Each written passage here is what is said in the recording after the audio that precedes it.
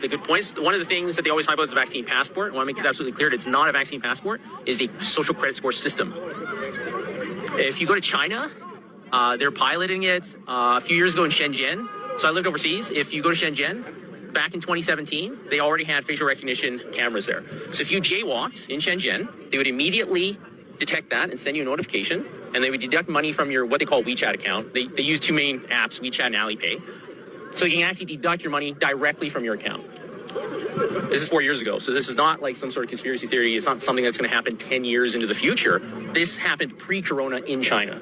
And so this system in China that exists is extremely advanced. They can detect if it's a man or a woman. They can guess your age. They can detect what kind of car model it is, who the manufacturer is.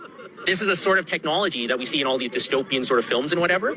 And people keep putting it off and thinking that this is something that's going to happen later in my kid's lifetime or my grandkids. It's already here. And if this gets implemented anywhere, especially in a Western nation, it's not going away. Israel is already talking about the fourth shot.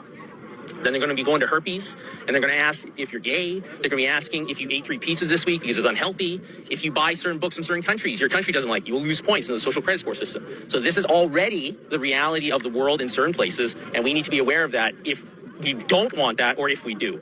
And to be perfectly honest, anybody who wants this vaccine passport, it's a misnomer. It's total control.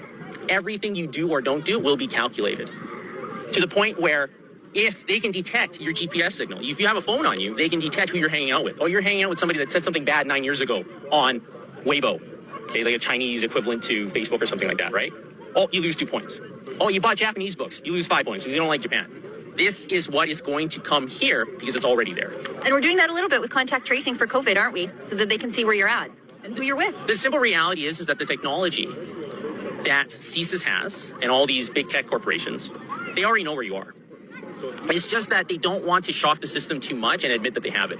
Edward Snowden revealed all this back in 2013. He fled to Hong Kong. They wouldn't keep him there, so now he's in Russia. Yeah. But the NSA has all of your information. They know your Google searches from like February 9th, 2004 in a bunker in Colorado. Help me, Rhonda. Right? They have all this information. So, but they don't, like in the US, they have the Fourth Amendment. They're not supposed to track you forever, right? So they pretend they don't have it, but they do. Yeah. If they really want to utilize it, they can. So right now they need the permission of individuals say, oh, we're going to submit to contract tracing, because then they can say, well, you chose that, instead of, well, we're violating your rights for something better, for the common good.